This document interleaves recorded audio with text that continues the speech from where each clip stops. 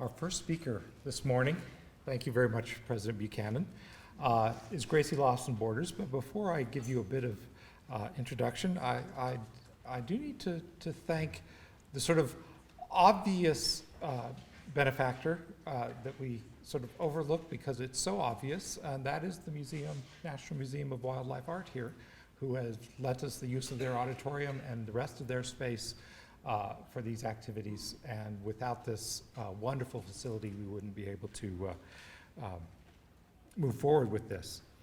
One of the things that the faculty at UW works very hard to do is to connect our students, most of whom come from within the state, although not all, with the rest of the world. And you know, Jackson may seem a little bit isolated from Laramie. If you're in Laramie and in Wyoming, of course, you know, we don't feel like we're in Chicago or New York or the West Coast or London or wherever. We in many ways feel, well, that's why we're there. Let's be blunt about it. We like Wyoming. We like not looking at 100,000 people every time we look out our, you know, the view out our window. We'd rather see the mountains. But one of the primary responsibilities of faculty is to connect students with the world, to get them to think about the places that the Wyoming that our students relate to, that affect them, that they will in the future have to deal with. Many of our students unfortunately have to leave the state for work. They have to go out into other places. Many of our students who stay in state have to relate. You know, our cattle industry sells beef all around the world. So we can't just sort of rest on our laurels and imagine that we're sort of isolated in Wyoming. We have to connect, which means we have to have faculty that can help our students connect. And Gracie Lawson-Borders is one of those people who is, as a faculty member and now as Associate Dean of the College of Arts and Sciences, has worked very hard to help students connect with the outside world. Gracie's early career began in journalism. She worked through several newspapers, ultimately coming to rest at the Chicago Tribune, where she was an editor for many years. One of the nation's major newspapers, of course. And despite a wonderful job in a wonderful major newspaper, decided she wanted to learn how to be a teacher, how to convey the important aspects of journalism and news, and how do you get information. And so she gave it all up and went to grad school. I mean, I started off as a student. I can't imagine getting a job and then dropping it and going back to school. But she did, and she spent several years, wrote a dissertation, went into teaching, and is now at the university where she thinks and teaches and gets students to wrestle with the social impact of changes in the media, of changes in how the news and the media are delivered, particularly in this increasingly digital age. And rather than say any more, let me just introduce Gracie, who's going to talk about digital conversations, media audiences, and context in the 21st century.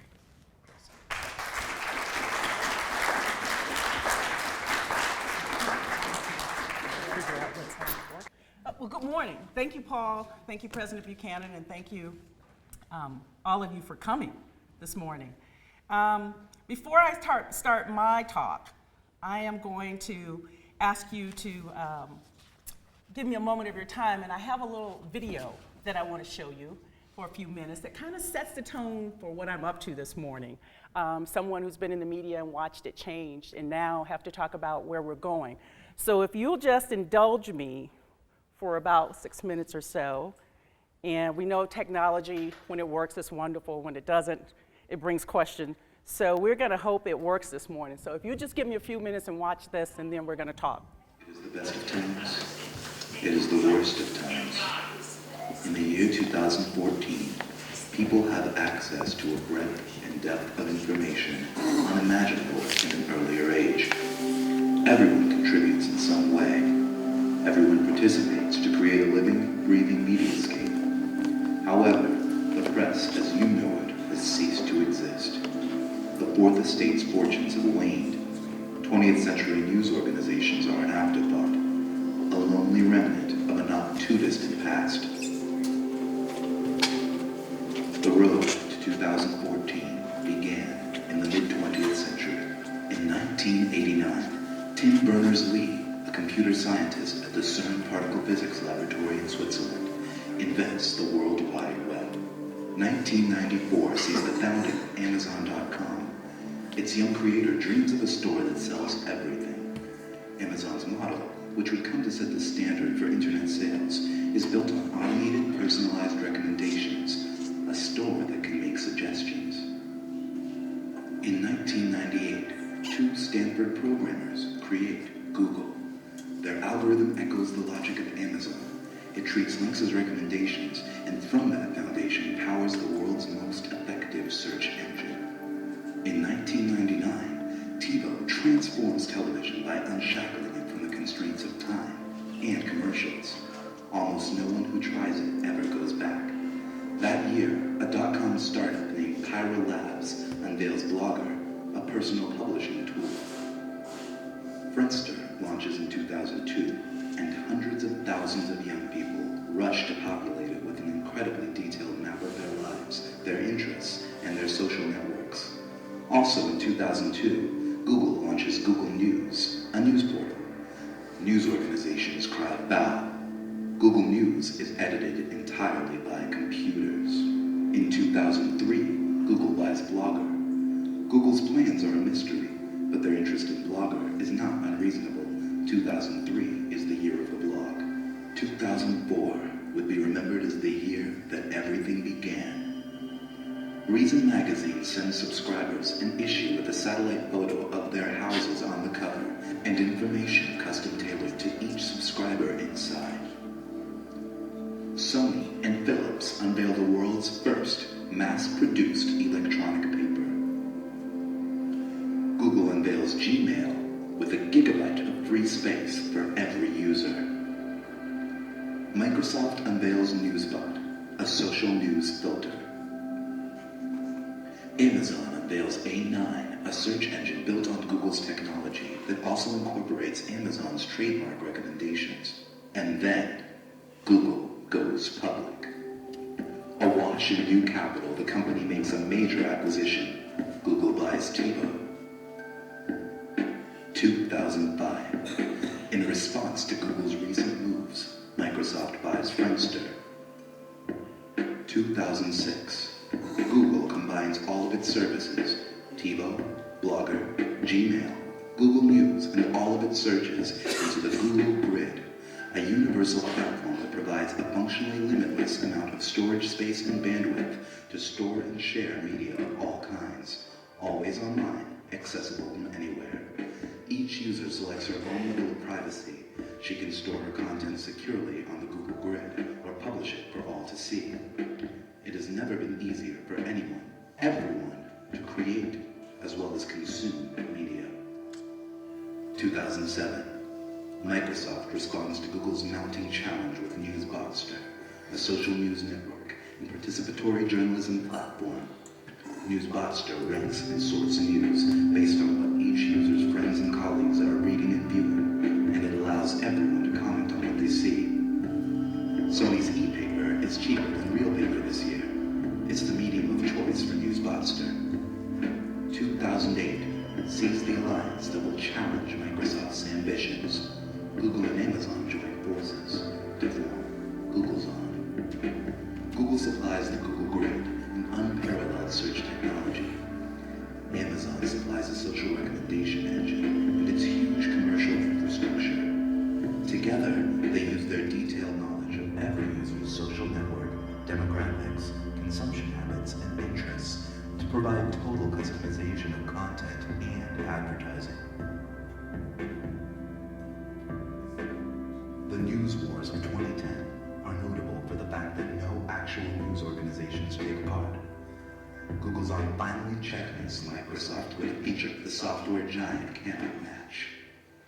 Using a new algorithm, Google's On's computers construct news stories dynamically, stripping sentences and facts from all content sources and recombining them. The computer writes a news story for every user.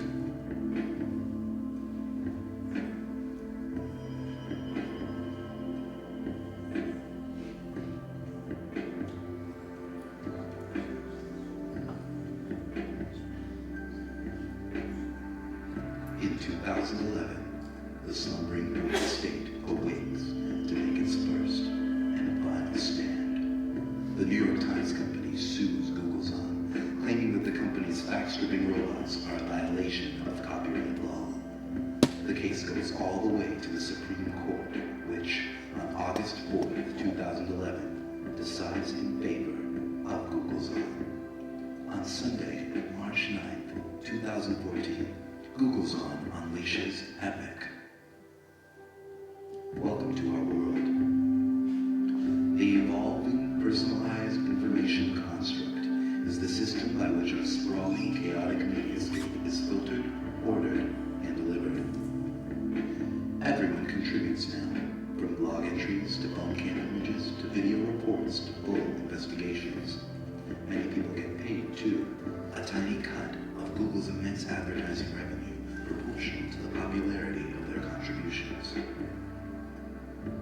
Epic produces a custom content package for each user using his choices, his consumption habits, his interests, his demographics, his social network to shape the product. A new generation of freelance editors has sprung up, people who sell their ability to connect, filter, and prioritize the contents of Epic.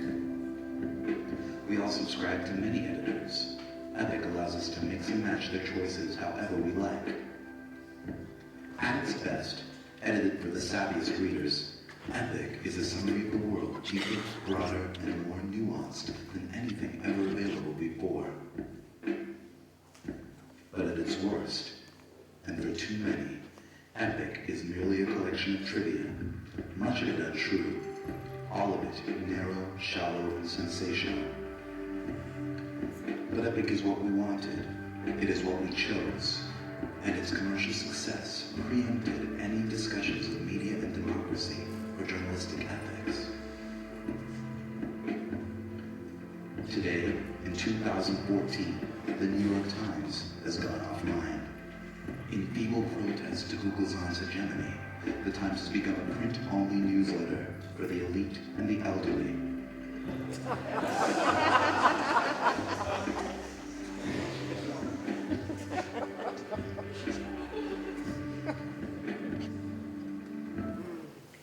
So thank you for enduring me and watching that. I thought it would kind of set a tone for what I was up to this morning to talk about, yes, media has changed. And I'll let you separate what's happened and not happened yet, or may still happen as we move along.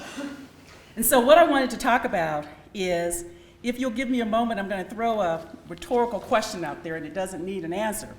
How many of you who are under 40, and don't answer, recall the media in your life in certain kinds of ways?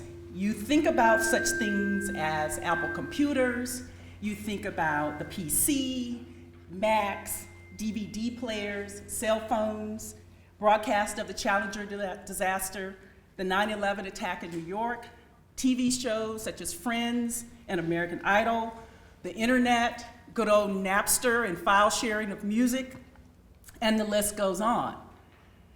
Now, how about those of us in the room over the age of 40, and we won't raise our hands either, and we have kind of a different perspective when we remember the media in our lives. We remember daily home delivery of newspapers, morning and afternoon newspapers. We remember magazines such as Life magazine with all those beautiful photographs.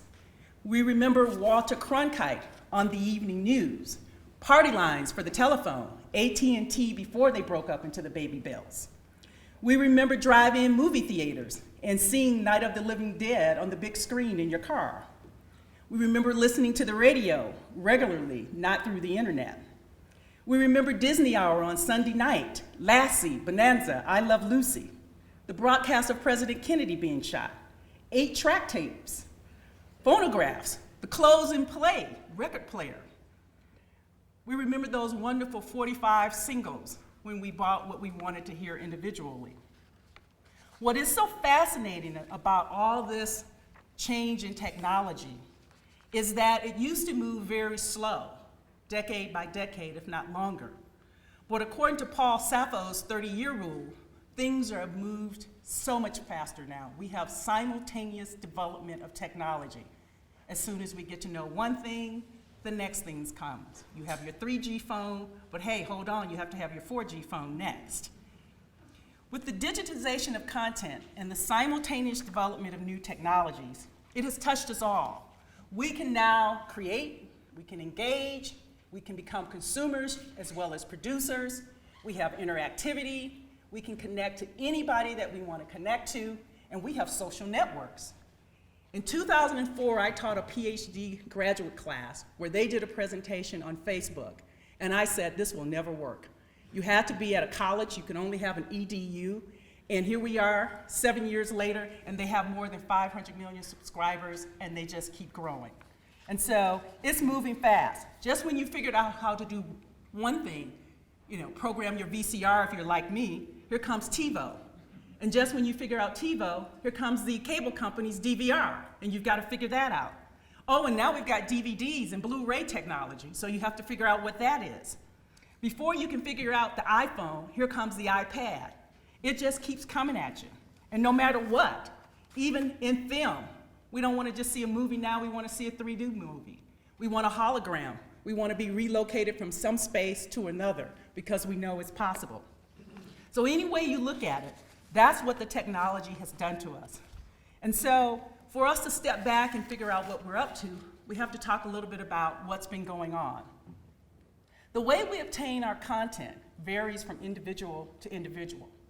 One thing we know for sure is that something has occurred, and we're going to talk a little bit about media timelines today. We're going to talk about what the internet explosion has done to us and how it's impacted us, and all these digital technologies that we're grabbing. I recently learned from the Pew Center for the Internet Research that our cell phones, our smartphones, we're now in the US, 85% of us own phones of some types. And guess what? In 2009, texting outpaced picking up the phone and calling someone. And so we're moving so fast, I don't even think we think about it sometimes. So what are these digital conversations that we're having? And how are we conducting them? In the heyday of radio, many thought that newspapers would disappear. When newspapers had to deal with radio, we come along and then there's television. As one media scholar said, by the time television started to flourish in the 50s, we became one nation under TV. And we thought that was something. There was so much shared knowledge because of television. We remember man landing on the moon. We all know Neil Armstrong because we all got to see Neil. We remember the fairy tale wedding of Princess Diana on TV. Then along comes cable, and we have 24/7 because they've got to fill that with programming. And then the Defense Department in 1969, with several universities, works on ARPANET, the prelude to the internet. And once the internet arrives, everything changes. With the digitization of information and content, those X's and O's set off an explosion that we're still trying to get our hands around. On the other hand, when technology is used poorly, it can harm and cause dysfunction in our personal lives, in our work lives, and our family lives. And in some cases, people have been downright criminal with technology. They're using it to steal the identities of others, they're taking funds, or unfortunately, they're even trying to lure some of our children into unsavory situations. And so we have to kind of make up our mind what we want to do with technology. The media timeline I have up there is courtesy of Technology Futures, which is Dr. Augie Grant out of the University of South Carolina. And the reason I put it up there because I wanted to bring you back to Paul Sappho's 30-year rule. And one of the things he said is, there used to be a time where we would have these nice long gaps before we got technology. The very first paper in the US, Public Occurrences, both foreign and domestics, was about 1690. Didn't make any money, shut down. But once it started and we got going, we moved down the timeline where we got into this simultaneous development of technology. And if you notice, my timeline stops at 2010, but you know, like I know, the technology hasn't stopped. We have iPhones, we have iPads, we have smartphones. I don't think it's even a telephone anymore. Your BlackBerry is a computer. It's doing all kinds of things. So it's moved so fast that we really haven't thought about what we're up to. What my interest in teaching and as part of my research is trying to figure out how are we using this technology? And when are we going to have that aha moment to say, this works and this doesn't? And we're not quite there yet. So I thought it'd be fun to talk a little bit about how we're using and what things we're doing. One of our well-known communication scholars, Everett Rogers, whose diffusion of innovation theory has been used in many fields, has what he calls these adoption categories of how we look at any type of information or new idea. His first group right there at the top, the innovators, these are the people who are the new ideas, they're the thinkers, they're the tinkerers, they believe in the possibilities, they pave the way. My best example of that is Steve Jobs at Apple. He thinks it, he imagines it, and we've got it, somewhere, some of us. The next group that Rogers talks about is the early adopters. And he says these are the people that no matter what it is, what the gadget, they have to have it. It's an iPhone, you can't get AT&T in Wyoming, but I want it. You know? It's the iPad, they haven't worked it out, but I gotta have it. They usually end up being our opinion leaders because of their willingness to grab the technology so quick. The middle category, early majority, he says that's the largest group. That's pretty much all of us in the room usually. We're the people who say, okay, let me deliberate a little bit, let me figure out what this is, let me look into it, but somehow we come along when innovations come into our lives. Do we really want to go back and wash our clothes against rocks? I don't think so. He says this group, the late majority, they come along, but they're still skeptical. They're still trying to figure out what is this, and do I really have to have it? And if the economic necessity or some need says I have, maybe I'll come along. The last group of adopters that Rogers talks about is the laggards. He says these are the people who come pushing and screaming. And they say, don't want it, why can't I keep what I had before? Always comparing it to, you know, the old wringer washer, worked okay, why do I need something fancy? But his adoption categories for us as individuals are just a way to talk about how we think about things that come new into our lives. I know you all have heard of Luddites, and those are the people who say, I want no parts of it. I don't care what it is, if it's technology, I don't want to touch it. And most of us usually get ourselves past that. So I thought if I talk about individuals, I should talk about what the journalists are doing out there, because they're thinking about this too. They're the ones who are trying to decide what media to bring our way. So at Northwestern University, a couple years ago in 2009, they did a study, and they called it Life Beyond Print, Newspaper Journalists' Digital Appetite. Took some 3,800 journalists in 79 newsrooms and said, we'd like to know what you think about this technology. What do you think is going on? And they found some interesting things. The digitals were the people, 12% who said, I do a little bit of this at work, I'd like to do more, this is the age we're in, we gotta grab it, we gotta go for it, we gotta make something happen. They talked to the people who they called the major shift. Oh, it's here, but hey, if this is the future, we'll go for it. This group, in the middle again, 50%, majority, said, it's okay, don't want to do it, but if we're doing it, you need to get it going, you need to drive it. If it's going to happen at where I work, make it. The two in the middle here, status quo and turn back the clock, make up about 20% who say they want nothing to do with this. Why can't we just roll out the presses, stop the presses, keep it the way it always been? And then lastly, they talked about the leaders, that 5%. The ones who tied up there with the digitals who said, this is the future, here's where we are. There's nowhere in the history of humankind when we have had a technology to move us forward that we didn't want to go forward. We did not want to go backwards. Once we found fire, we wanted to keep warm, and we just kept going. And so you get a sense that if we talk about us individually as adopters, you have to also talk about the people who work in these fields and what they think about it. And lastly, I thought I'd throw in here some research out of the University of South Carolina with Dr. Grant, where they said, you know, if you look at the whole system, it's like an umbrella. And he said he was sitting in class one day and they were talking about it, and when they put it on the board, it looked like an umbrella. And that's us, number 4 at the bottom. We're holding the handle. We've got all this media in our hands, and we have choices of how we use it. The next level after we get past the handle, he says, is the basic stuff we use, the hardware, the software. That's the computer, that's the iPhone, that's the radio, any technology. And it's the software that allows us to make decisions about how we're going to use it. And then we have to talk about the organizational structure, which is those people who are delivering it to us, the newspapers, the New York Times, the Jackson Hole newspaper, the radio station, people who are trying to get us to look at something. And lastly, which I think is a part of the bigger conversation, is the social system itself, the one that we're in, that we're deciding, that media is a part of what we do. And now we have all this technology that's giving us other options. And so what does that mean, and how do we want to use it? And so we have to think about that. So I thought I'd kind of group those together just to give us a little feel of what we're up to. And so if you think about it, it tells us that there's something we're doing and there's a reason we want to, which brought me to the topic of my conversation today and calling it digital conversations. And that I put some examples together to say we use technology in a different way. And those media organizations out there are trying to figure out what works for us and why are we choosing to use it in that way. So these are just anecdotal examples to talk about those digital conversations we're having. You'll notice today I will not do Facebook or Twitter because I figure everybody's got that one and they figured that one out. But I thought I'd try and show you a few that are not. Google came up with Fast Flip last year, and what they said was, most people when they go to the internet, it is so overwhelming, there's so many news pages and entertainment and you name it, that people don't know, what do we do? And so they decided to come up with this little device called Google Flash Flip that says, like a magazine, if you could just flip through and make a decision of what you wanted to do, you would do it. And so you just follow the arrow and you decide what you want to read today. One of the oldest media theories is gatekeeping theory.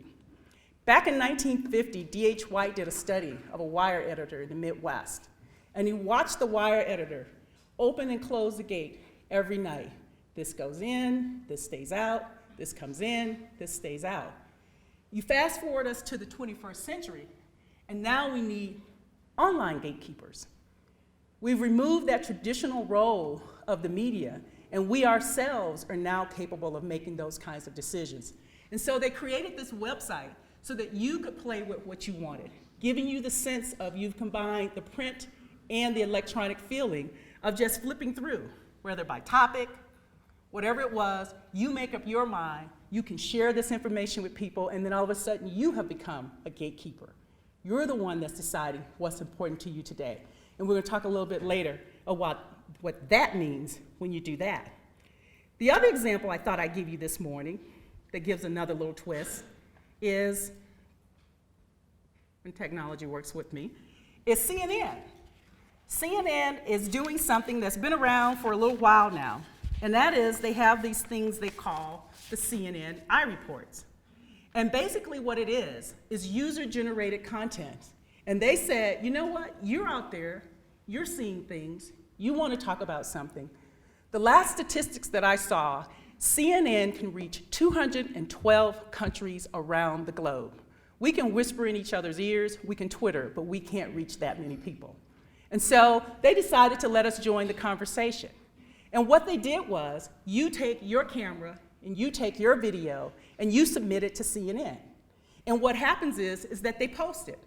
Now there's a caveat that CNN makes clear to us, and they say, when you see something here on CNN iReport, we haven't necessarily vetted it yet unless you take a look and you see our tagline on it and it says CNN iReport, then that means we have went and researched it and vetted it.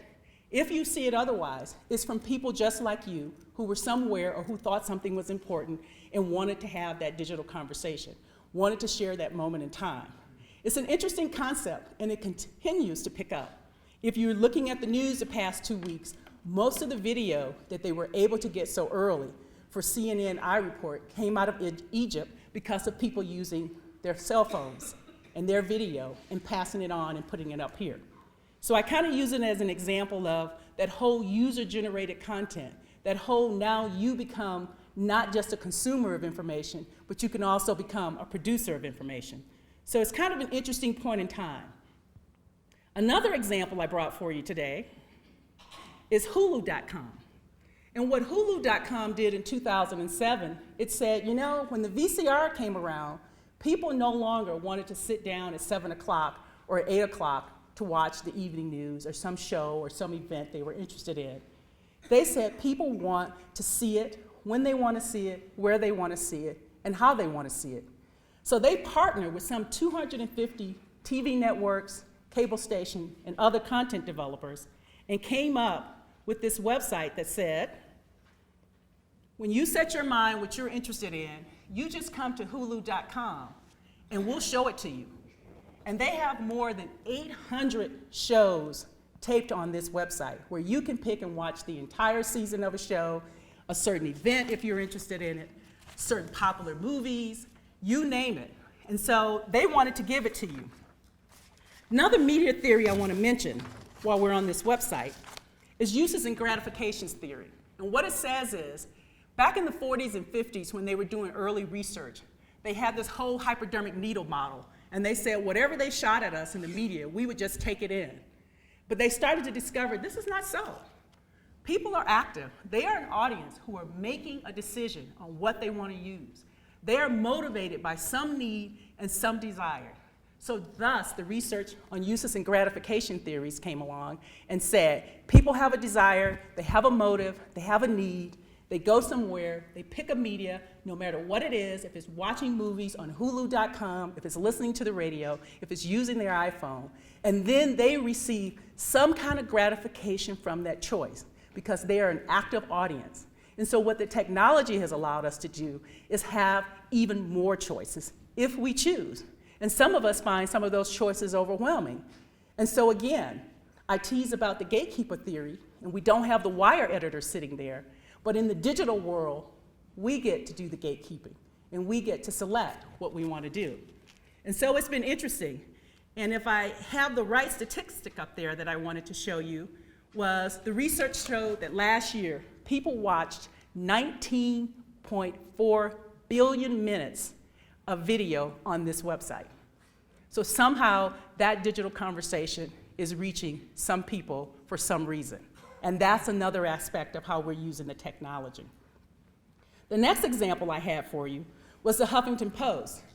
And the reason I find this one interesting is when Arianna Huffington started the Huffington Post as an electronic new media newspaper blog back in 2005, everyone said it's not going to work. People don't want this. They don't want you throwing all of this information. So I thought I'd just show you a little bit, me and my fun pointer here, if I can find it, of the top 10 sites last year. She ranked Huffington Post at number 6 with more than 25 million hits every month. And for those of you who like statistics, that is a very interesting statistics on the web. When you look at CNN, up at 65 million hits a month. But it was more than the statistics for Huffington Post. It was what she was doing. She's already switched to her iPad and that delivery. And most importantly, I'm sure you heard earlier this month, for her $1 million investment in 2005, she sold it to AOL for $315 million on February 2nd. And so what she created in this desire of ours to have some kind of interaction, some kind of digital conversation, she created an electronic space which was attractive enough and grew enough and was supported enough and people are using enough that she's landed herself a place among the traditional media who basically in the beginning thought that there was no way people wanted to receive information in this fashion. That's how fast we're changing. The other example I thought that would be apropos for this morning is StoryCorps. And what they're doing is, this is a sense of community news. And they're saying that we have stories to share, and we want to share them. When I was a reporter, one of the things I tried to keep in mind is that people have something to say, and they want some place to say it. And here they created a space for people to say it. So far, they've taped over 30,000 interviews, and they store them at the Library of Congress at the American Folklife Center.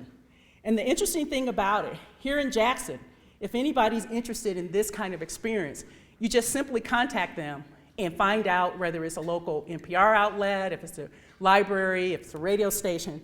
You contact them, and if it wants to come up and it doesn't, you actually can have them have centers here where people can come take these stories. And if any of you listen to them on NPR, they're very interesting stories. They're everyday people just like you and I who are telling their view of the digital conversation, getting a chance to mark their moment on the map and saying, if I have this choice now, if I can have a plethora of information, then let me have that choice. And so it continues to grow. Another one I thought that was kind of interesting is a favorite of mine, and that is The Economist, the global media magazine that has been so long in our lives telling us what's going on around the globe. They decided, and let's see if this one will come up for me, that they would go to the iPad as well. The one thing they decided to do differently is they said, we're not exchanging our magazine for this technology. We're just doing this as a compliment because we know you're having those digital conversations. And so we want you to be able to get your app, get your iPad, get your iPhone, and see and use us in those same kinds of ways that mostly fit you.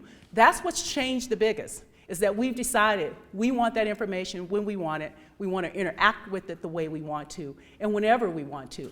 And so they decided, we'll give it a try. They came out the gate with 1 million subscribers. They were similar to the Wall Street Journal. When the Wall Street Journal went online, they were the only media outlet that charged and put a value on that content from day one and never changed. Every newspaper and magazine afterwards said, we gave that content away free, and now we want people to pay for it. They don't. Wall Street Journal says it has a value. People want it, they need it, so therefore I'm going to create a space for them. And The Economist said, we're going to do the same thing. And for some of the students who might be in the audience who are doing this for credit today, I also gave a handout for this for you to take back, just to do a little bit more research on that. The next one I thought I'd talk about, when technology, well, now it wants to show it to you. Well, this is what I've learned when I'm teaching in class. You roll with the technology. Let me just show you a little bit of what The Economist's up to.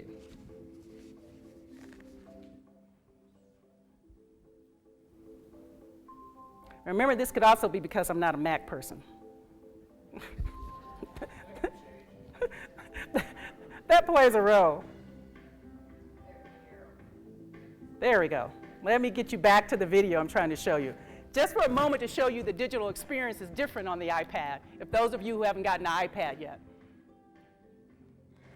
And their desire is not to replace the magazine, it's just to give you the digital experience if that's what you want. And if you like it at your fingertips, if you're that early majority, they want it in your pocket. Another one that's arrived on the scene that made me pay attention and sit down and think about is the Daily. Rupert Murdoch at the News Corporation decided that new times meant the need for new journalism. And so he comes up with this completely iPad, Apple app, tablet newspaper only. You cannot get this in your hand. For those of you who like newspapers like me and like that feeling of holding a newspaper, you can't with the iPad. It is completely electronic. But he said there's some people out here who want to experience this. And he's one of those large media conglomerates who could take and make the investment and see just where this might go. What's interesting about the Daily is that they decided we would have a news staff, we would do daily reporting, we would give an opportunity to give you that public affairs information that Thomas Jefferson said that in order to maintain a democracy, we needed to have an informed populace. And so therefore, that First Amendment that talks about the free press says people need information. They may not always want it, they may not always want the type that you give to you, but they said we need it. So he's trying this to see what happens. And so right now, for 99 cents a week, $39 a year, you can carry the Daily news in your pocket wherever you go.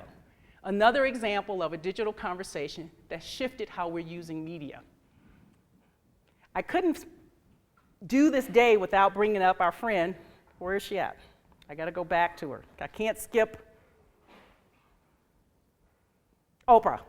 You just can't do a media talk and not talk about Oprah. And so Oprah's moved O Magazine to an iPad app. You know, of course, she started her new cable network, the Oprah Winfrey Network, on January 1st. And so I also have a handout out back for this as well for people to do a little bit more research. And so far, everything that Harpo has touched has done well. And so we're all watching to see what happens now as she's moved herself to this other realm of how we're having these digital conversations. One more media theory I want to bring up, and it's called media dependency theory. And it says that many of us have this dependency in our lives, whether as individuals or groups or institutions, where we need information, and access to that information is important to us.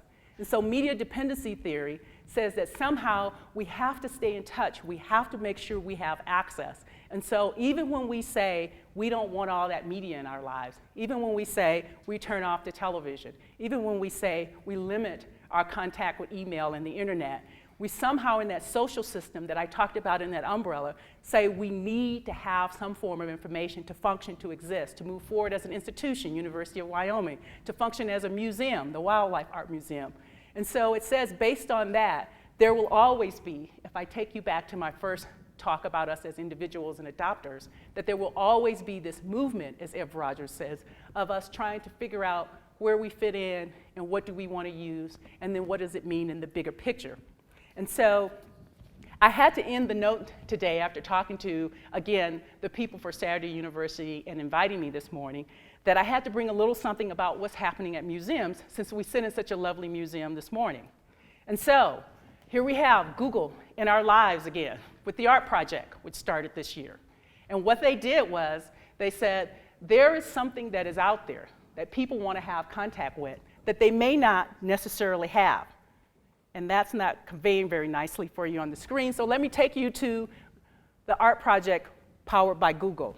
They have went around the world to some of our major museums and put them online for us and said to us that if you can't get to Versailles, we'll bring Versailles to you.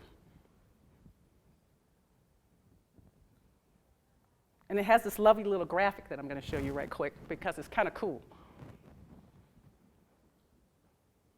Let's see if it'll do it. This is that technology giveth, technology taketh away kind of thing. Just when I want to go inside of a museum in 3D and tell you how cool it is, there it is. So you can sit here and you can pick the Metropolitan Museum of Art, you can pick Versailles in Italy, and you can get a headache like I do by if I move this right and you move around on the different icons, and you can literally walk through the museum virtually. And so I figured I had to end on that note at the Wildlife Art Museum and say, remember, the digital conversations we're having now have only just begun of the ones we'll probably have in the future. Thank you.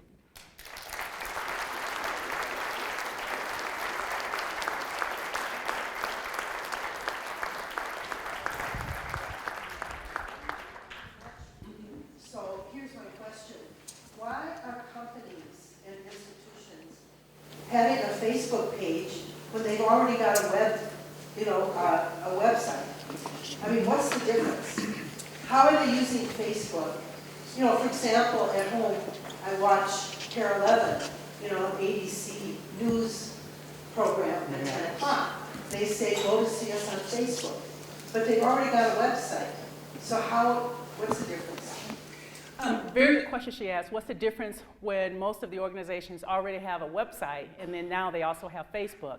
And one of it is what I said earlier when I had that rhetorical question, if you were under 40 or over 40, and how do you want to access? The research keeps showing everybody under 30, they keep losing and losing and losing. They're not reading newspapers where my heart is dear. And so they said, we've got to figure out how to reach them.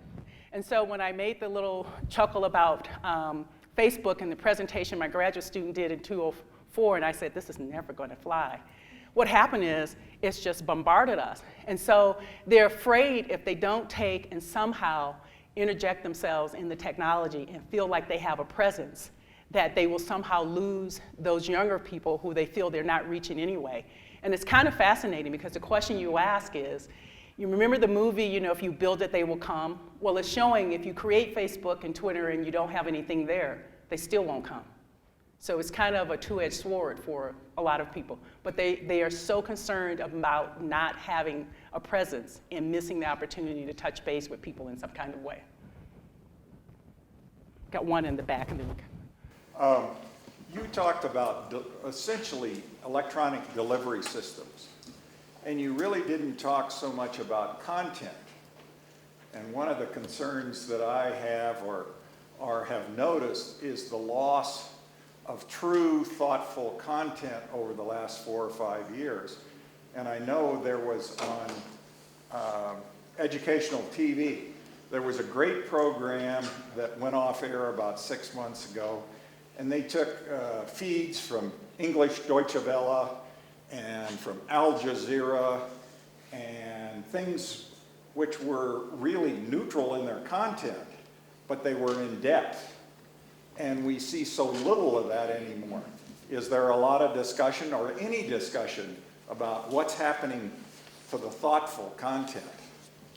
And if you heard his question, what's happening to the thoughtful content? There lies the roost. For someone who grew up right after, if you remember, good old Watergate in the 70s, and I went to undergrad at Michigan State at that time, right after all of that was revealed. And everybody that was in J school with me, we were going to be the next Woodward and Bernstein. We were going to right the wrongs, comfort the afflicted, inflict the comfortable. And that's been lost. And I was asked last night by someone, well, hey, you're in the media. What do you think of all this? It's disappointing to me. The question you're asking is that we're losing the emphasis on good journalism. Good, hard, work the beat, understand a topic, research it, and present it to people, and let them have the public affairs information that they need. What we've gotten caught in because of this technology, when I said technology giveth and taketh away, is this 24/7 news cycle. Everybody wants to be up there so quick that they don't ask the questions, they don't spend the time doing the research. My very, very first reporting job was in Akron, Ohio, at the night-written newspaper, the Akron Beacon Journal, where one of the editors told me, why are you sitting in this newsroom? There's no news in this newsroom. Get out and work the beat. Get out and learn what's going on in this community. And what scares us is that so many people are trying to get things up there so fast that they're not doing that.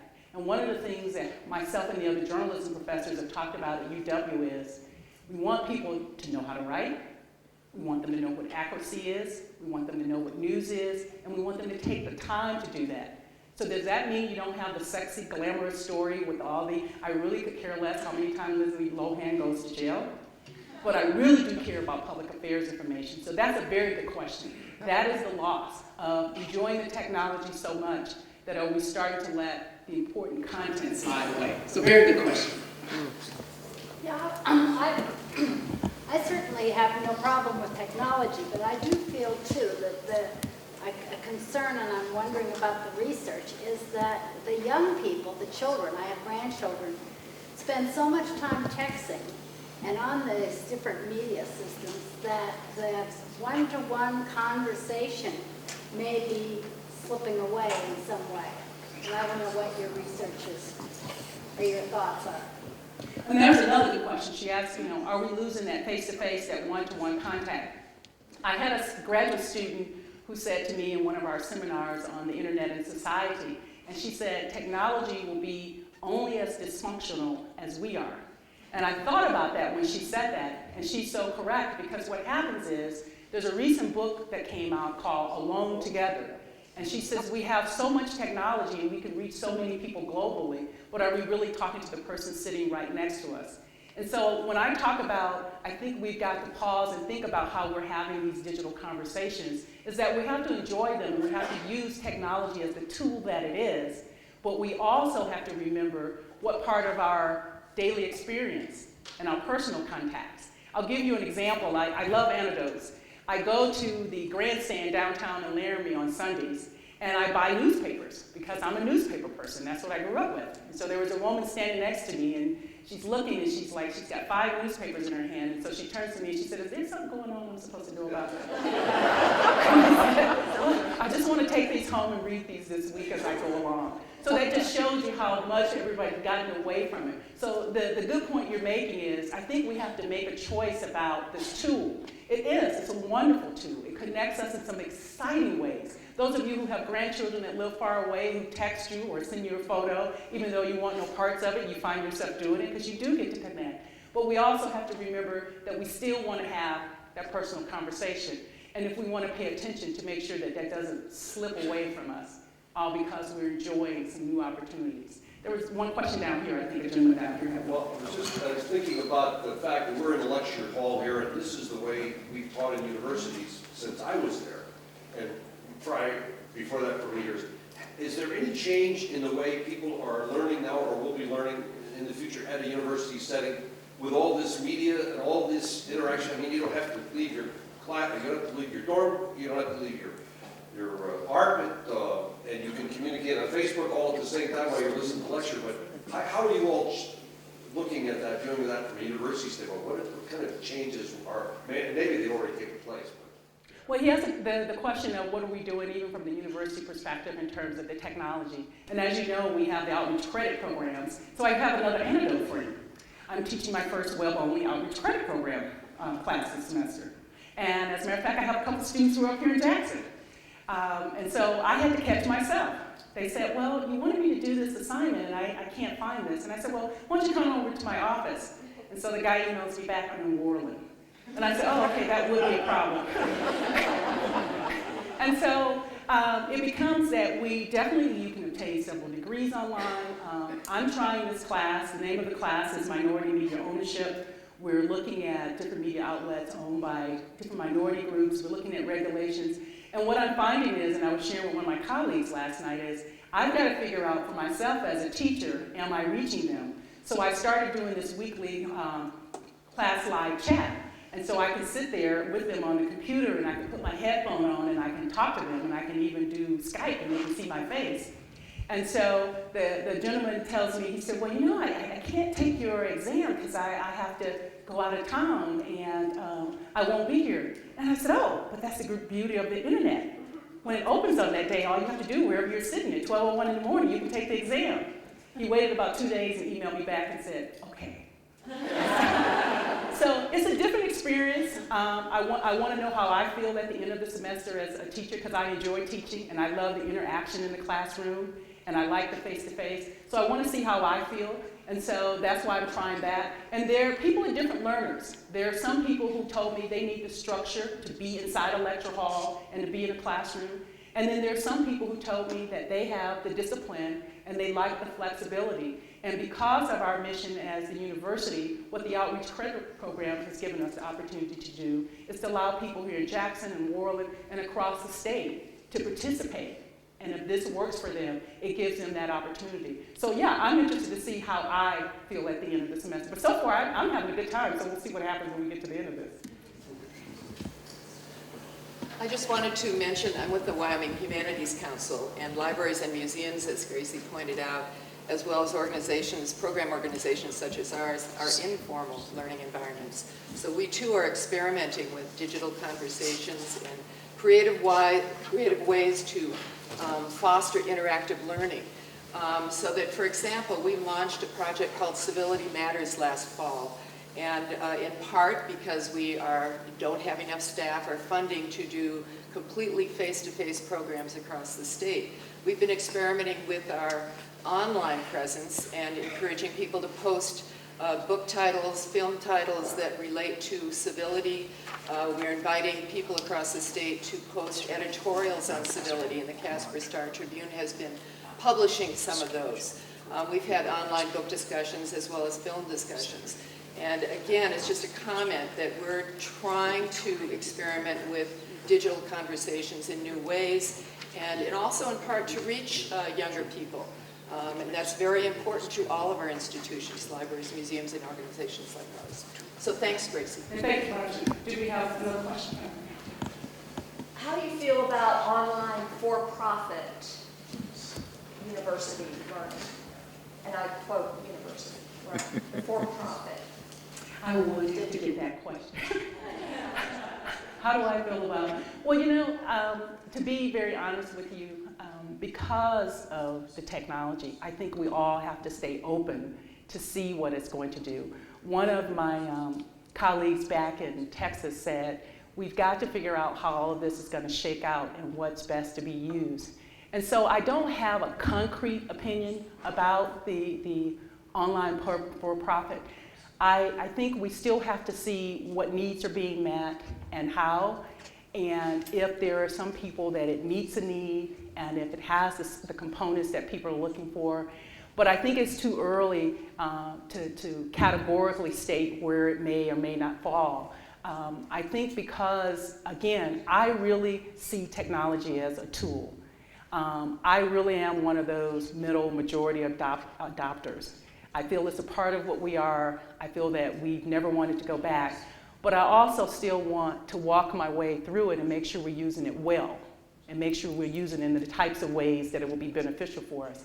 So a lot of this, the jury is still out. That's the part I end on, that digital conversation, still we've got to figure out how it shakes out. So if that was my roundabout answer to your question, I hope I kind of got there. I saw somebody else right down here, and then I'll get you. Go ahead, then I'm going to get him down here. How soon, or do you think that Kindle will hold all textbooks for universities?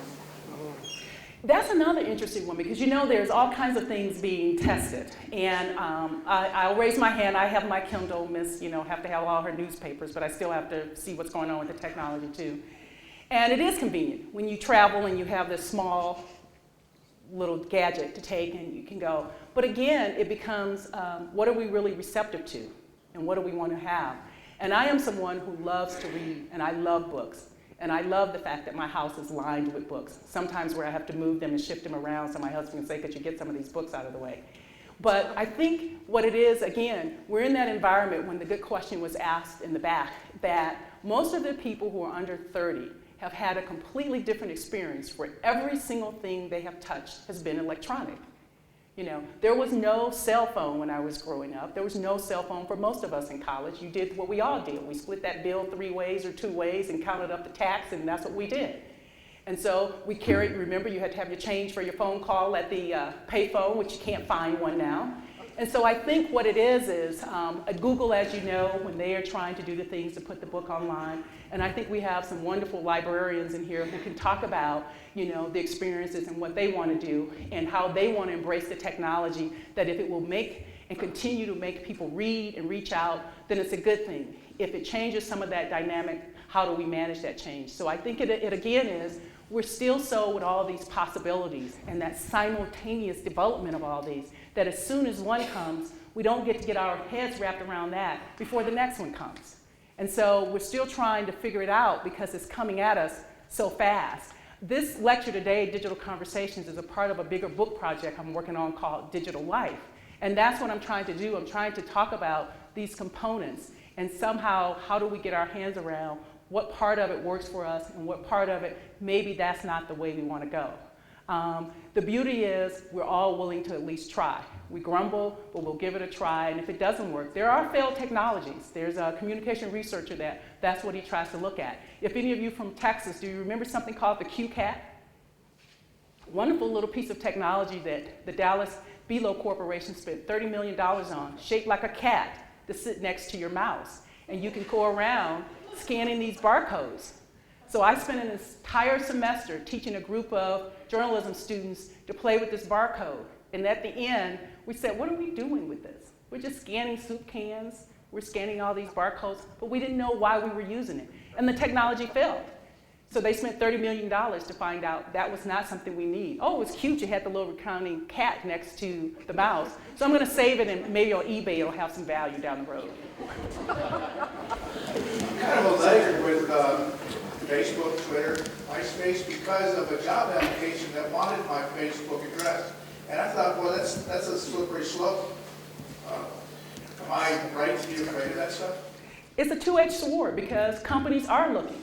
Because what's happening with, you remember that theory I brought up, gatekeeper theory, where there was somebody kind of what's going in the gate, what's going out, and filtering? Well, what's happening with Facebook, and we had a wonderful dinner conversation last night, is people want you to see them in their fuzzy slippers. They want to see them at the best bar party they've ever been to in their lives. And then they turn 25 or 30, and someone on the job application says, oh, so I see you like, Heineken, da-da-da. So it is a two-edged sword. And I tell people, you have to be careful. And you have to think about how you use the technology. And if you want to use it in a way where you are not paying attention to the choices you make. For a lot of people, Facebook is something they went kicking and screaming. I know I have.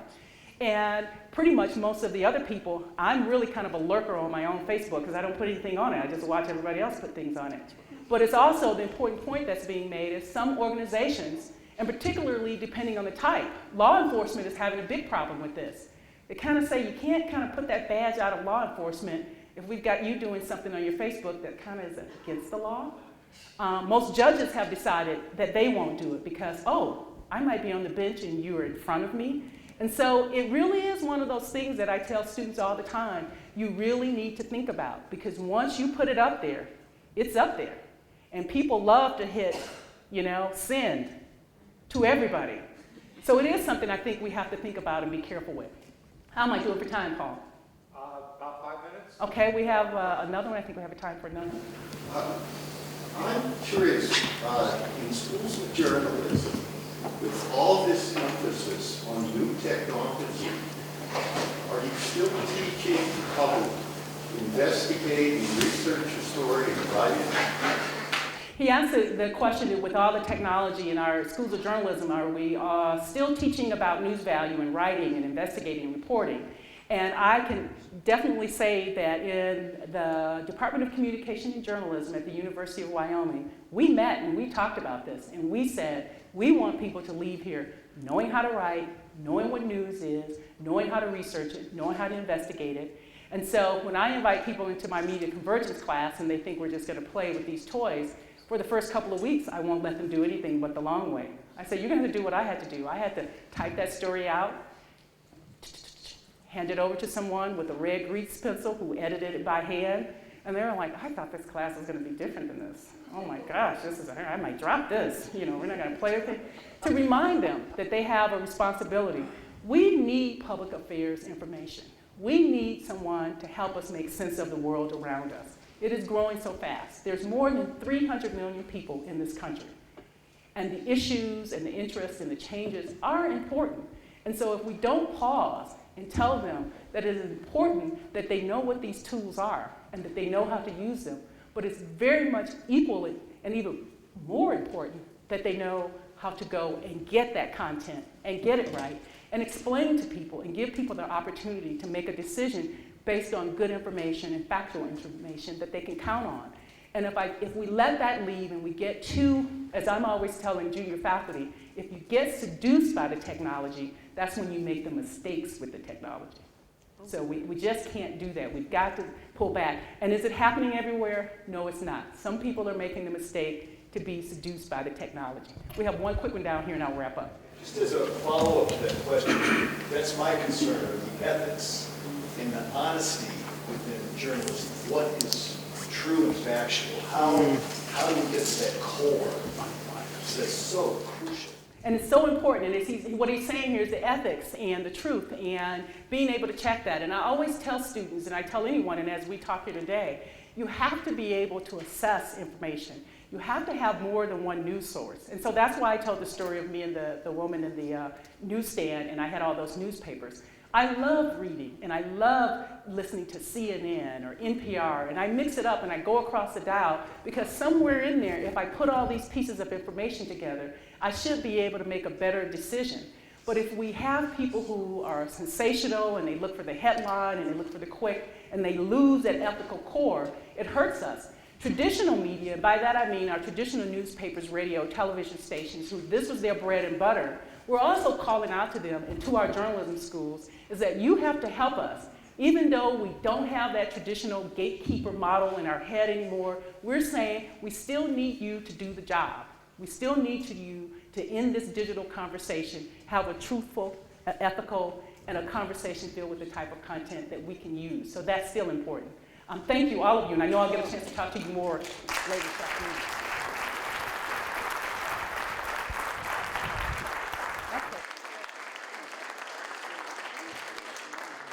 Thank you very much, Gracie, for that interesting lecture talk.